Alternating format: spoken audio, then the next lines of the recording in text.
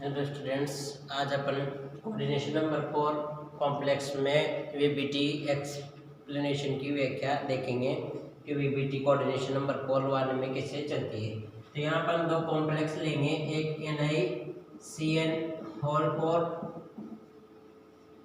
-2 और एक अपन देखेंगे एनआई सी एल 4 -2।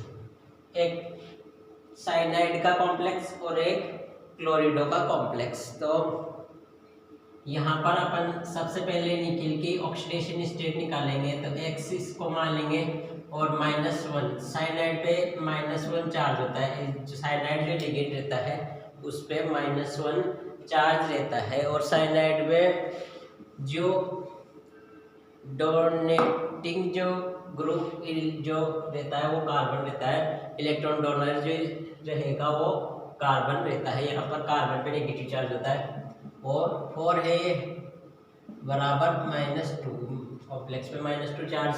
तो x ये बराबर से उधर जाएगा तो प्लस का 4 हो जाएगा और ये -2 पहले से ही है तो x बराबर क्या आ जाएगा +2। यहाँ पर निकल जो है, निकल की ऑक्सीडेशन स्टेट क्या आ जाएगी +2। तो निकल ओरिजिनल जब ये रहेगा तब इसका इलेक्ट्रॉनिक कॉन्फ़िगरेशन रहेगा ऑर्गेनेटिन 3d9 4s2 3d7 iron cobalt nickel और कॉपर। इसका 3d6 होता है या 3d7 3d8, निकल में 3d8 रहेगा या 3d8 रहेगा और 4s2 ये रहता है। अब निकल 3d8 4s2 ये हो गया। अब अपने पास क्या है, निकल आ गया और ग्राउंड स्टेट में इसका इलेक्ट्रॉनिक कॉन्फ़िगरेशन ये रहेगा। अब इसको अपन +2 ऑक्सीडेशन स्टेट में जब ले जाते हैं ऑर्गेनेटिन तो यहाँ 3d8 बचेगा, 4s 0 जाएगा। हमेशा इलेक्ट्रॉन्स जो निकलते हैं वो आउटर मोस्ट सेल से निकलेंगे। तो आउटर मोस्ट सेल यहाँ s ऑर्बिटल का है, इससे इलेक्ट्रॉन निकालेंगे। तो इलेक्ट्रॉन निकाल दिए। अब यहाँ पर अपन ऑर्बिटल की फिलिंग देखेंगे, किस टाइप से फिलिंग यहाँ हो रही है ऑर्बिटल्स की। तो ये अपन देखेंगे 3d8 है, 5 इलेक्ट्रॉन एक साथ भर देंगे। हुंड्स मल्टीप्लिसिटी रूल के अकॉर्डिंग मैक्सिमम मल्टीप्लिसिटी वाला जो कंसेप्ट है हुंड्स का वो अपन अप्लाई करते हैं। यहाँ पर सारे रूल लगते हैं, वो पावली का रूल लगता है, हुंड्स का रूल लगता है और पावर रूल लगता है यहाँ पर। अब यहाँ पर 6 हो गए, 7 और ये 8 और यहाँ 2 इलेक्ट्रॉन है अभी भी।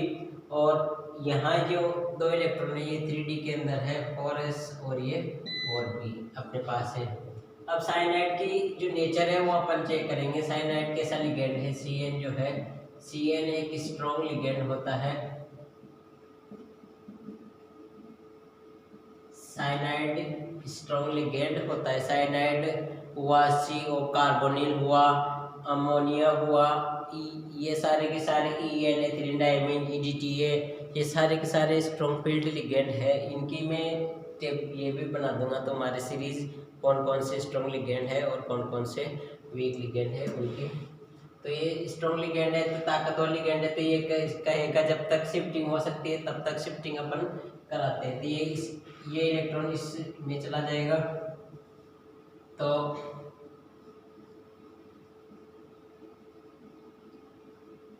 यहाँ पर ये 6 और ये 8 इलेक्ट्रॉन फिल हो गए। ये 2 ऑर्बिटल और यहाँ s और ये p।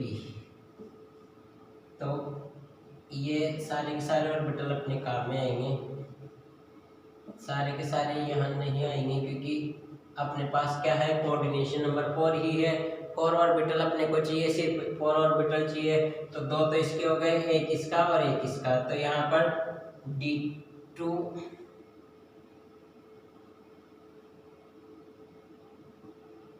नहीं, ये एक ऑर्बिटल ज़्यादा बन गया। यहाँ पर 5 ऑर्बिटल होते हैं, 1 2 3 4 और 5।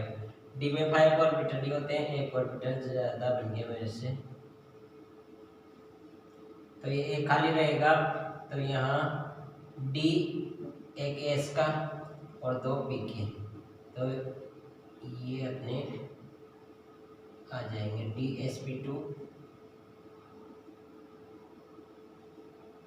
अपन ले लेंगे। हाइब्रिडाइजेशन क्या हो जाएगा, डी एक डी ऑर्बिटल एक एस का ऑर्बिटल और 2 पी के ऑर्बिटल, तो DsP2 हाइब्रिडाइजेशन और DsP2 हाइब्रिडाइजेशन आते हैं, इसकी शेप हो जाएगी स्क्वायर प्लेनर।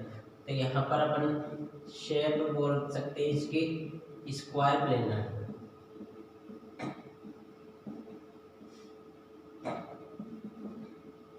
और यहाँ पर हाइब्रिडाइजेशन की बात करें अपन तो DsP2, और पेयरिंग की बात करें इलेक्ट्रॉन्स की पेयरिंग, सारे के सारे इलेक्ट्रॉन्स के पेयर है, तो स्पिन पेयर्ड या लो स्पिन कॉम्प्लेक्स अपन इसको बोल सकते हैं। तो स्पिन पेयर्ड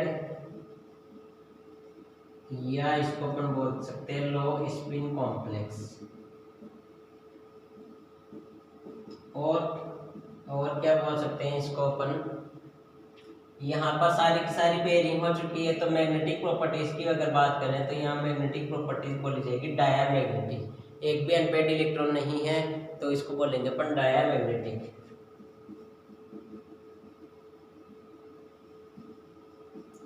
और अनपेड अगर इलेक्ट्रॉन होते तो उसको पैरामैग्नेटिक बोलते हैं। तो ये डायामैग्नेटिक प्रॉपर्टीज हो गई इसकी। अब यहाँ पर अपन बोलेंगे इनर ऑर्बिटल कॉम्प्लेक्स। इनर का मतलब डी अंदर का काम आ रहे हैं, यहाँ पर डी अंदर का है तो इसको बोलेंगे अपन इनर ऑर्बिटल कॉम्प्लेक्स। और इसको अपन वो यहाँ मैग्नेटिक मोमेंट की बात कर लेते हैं लास्ट में। ये बताया अपने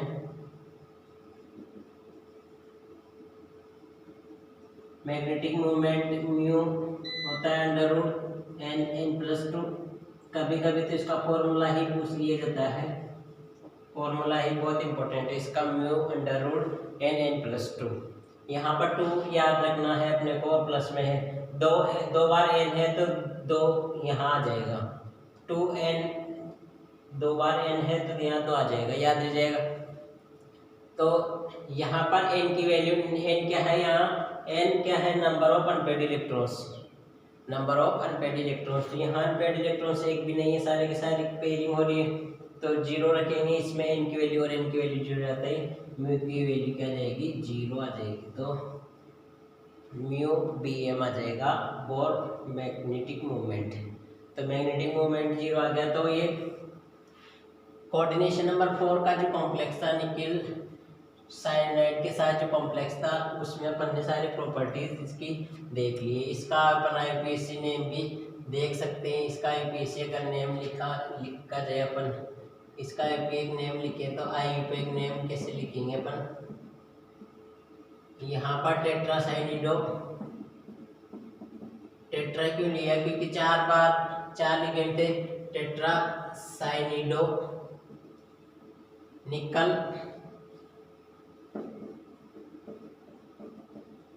और निकल की ऑक्सीडेशन स्टेट क्या थी +2, तो यहाँ सेकंड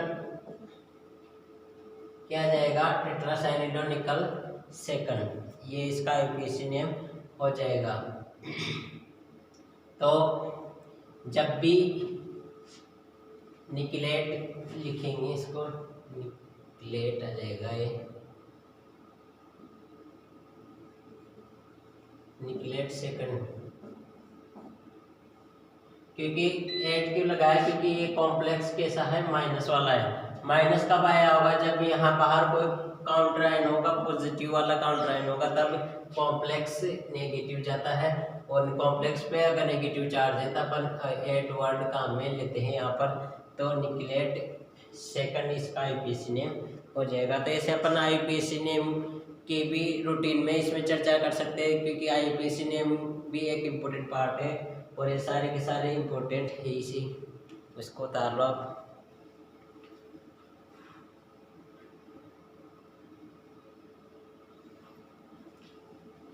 अब अपन बात करते हैं सेकंड कॉम्प्लेक्स की।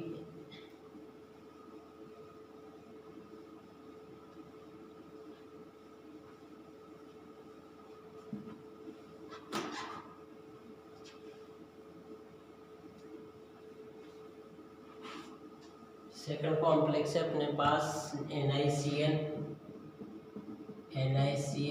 होल 4 -2। यह है निकल का ही है।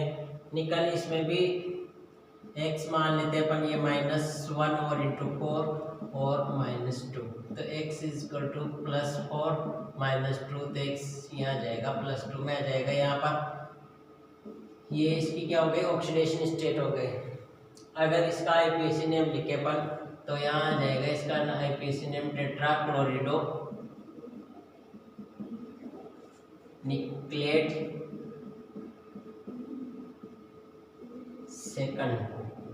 सेकंड आईपीसी के अकॉर्डिंग अपन ने ऑक्सीडेशन स्टेट निकाल ली, तो ऑक्सीडेशन स्टेट रख दी।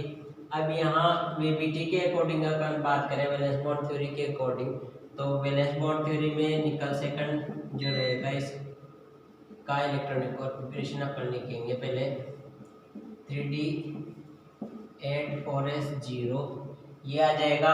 अब इसको अपन भरेंगे ऑर्बिटल्स के अंदर फिल करते हैं अपन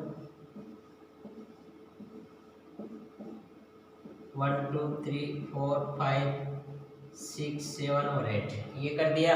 और ये 3D है अपने पास, ये 4s है और ये 4p है।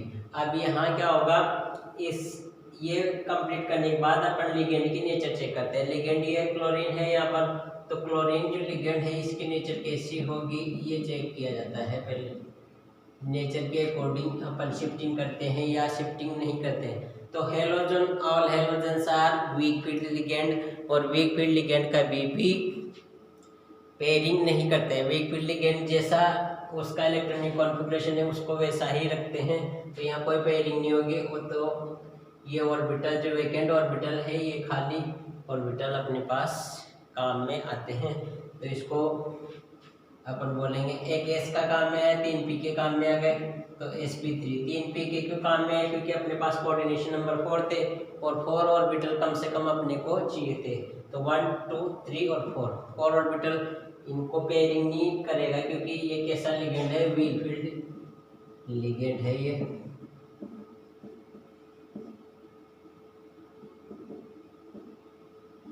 और वीक फील्ड लिगेंड पेयरिंग नहीं करते हैं, तो इसका हाइब्रिडाइजेशन हो जाएगा sp3, ये हाइब्रिडाइजेशन हो गया इसका।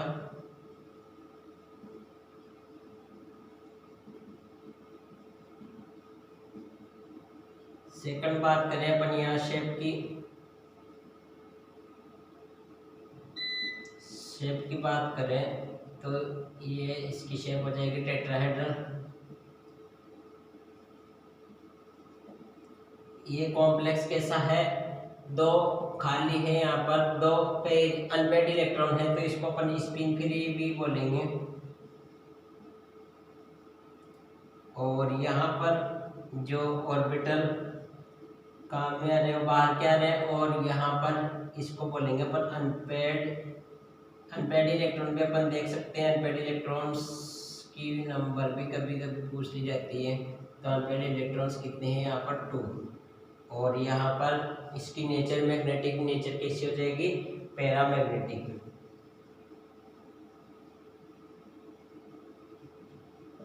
पैरामैग्नेटिक होगी क्योंकि 2 अनपेड इलेक्ट्रॉन है, अनपेड इलेक्ट्रॉन्स की संख्या कितनी आ गई 2। मैग्नेटिक मूवमेंट की अगर अपन बात करें यहाँ पर,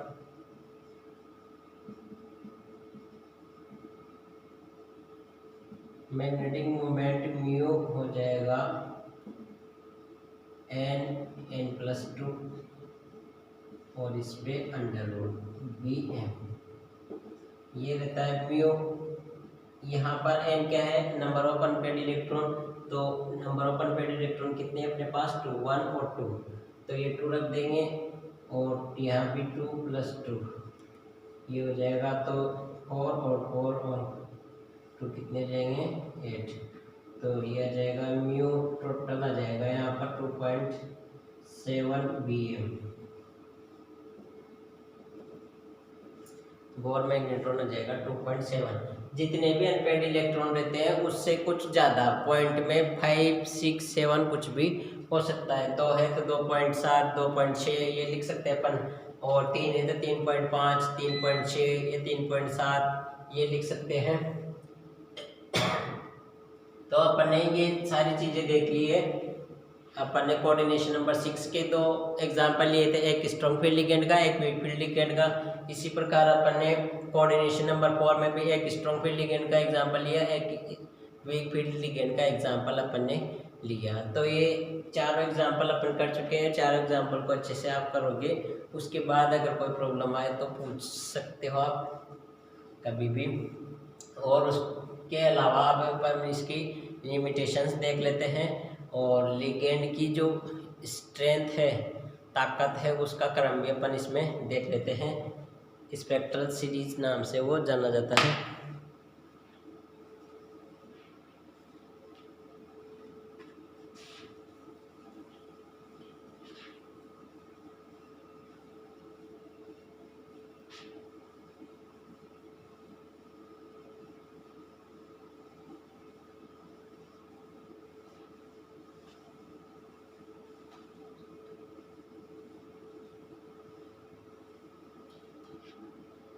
तो यहाँ अपन लिगेंड की स्ट्रेंथ, ताकत की बात करते हैं।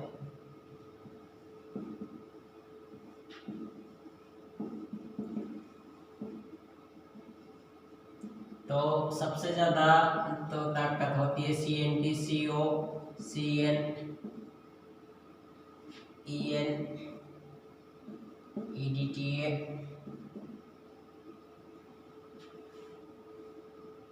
अमोनिया,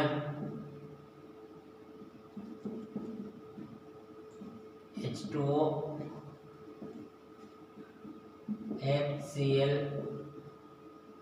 BR, H2O के बाद यहाँ ऑक्सीडेट आ जाएगा और फिर FCl, BR, I ये आ जाएंगे। तो यहाँ क्या होगा, यहाँ अमोनिया तक के जो लिगेंड्स रहते हैं, अमोनिया तक के लिगेंड्स को अपन बोलते हैं स्ट्रॉन्ग फील्ड लिगेंड।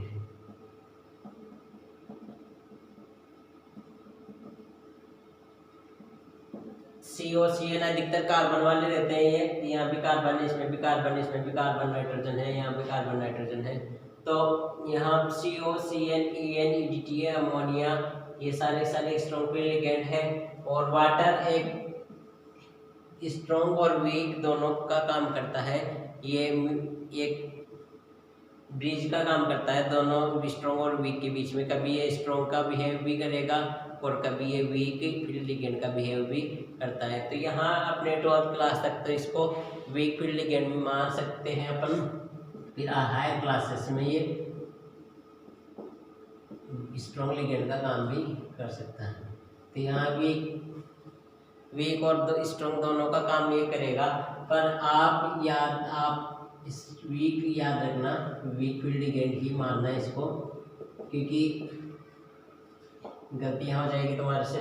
उसके बाद ऑक्सैलिक एसिड और हेलोजन जो रहेंगे वो सारे क्या रहेंगे, वीक फील्ड लिगेंड रहेंगे। ये इधर के यहाँ से अमोनिया के इधर के सारे कैसे हैं, वीक फील्ड लिगेंड रहेंगे। तो ये लिगेंड्स की सीरीज हो गई। इससे VBT और CFT में दोनों में बहुत आसानी रहती है, ये याद कर लेना आप। अब अपन बात करते हैं लिमिटेशंस ऑफ VBT।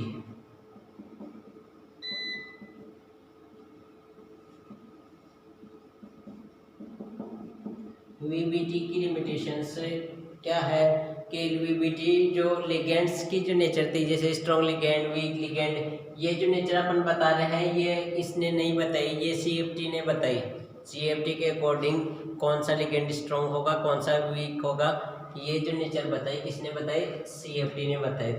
CFT को एक इसने काम में ले रहा है, तो इसने लिगेंड की नेचर को एक्सप्लेन नहीं किया कि वीक होगा या स्ट्रॉन्ग होगा। तो यहाँ लिख सकते हैं it does not explain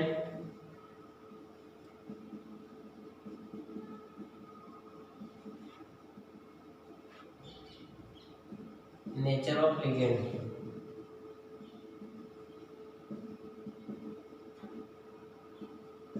second अपन बात करें यहाँ पर तो इसने मैग्नेटिक जो प्रॉपर्टीज़ थी, मैग्नेटिक प्रॉपर्टीज़ के बारे में इसने ज़्यादा जानकारी नहीं दी कि पैरामैग्नेटिक होगा, डायमैग्नेटिक होगा।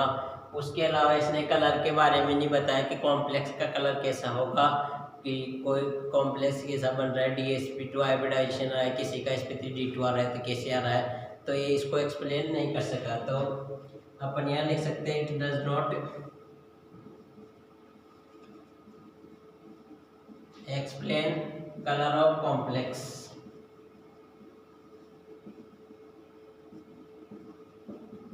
कलर को ये नहीं बता सका। और थर्ड जो बात थी यहाँ पर,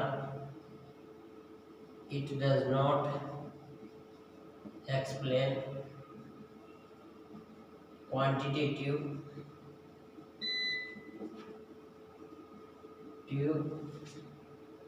thermodynamic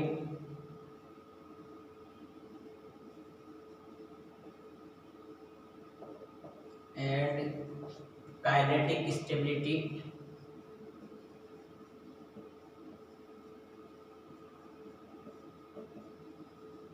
ऑफ कॉम्प्लेक्स की थर्मोडायनेमिक और काइनेटिक स्टेबिलिटी को ये नहीं बता सका, कलर को नहीं बता सका, नेचर नहीं बता सका, पैराडाई क्या होगा।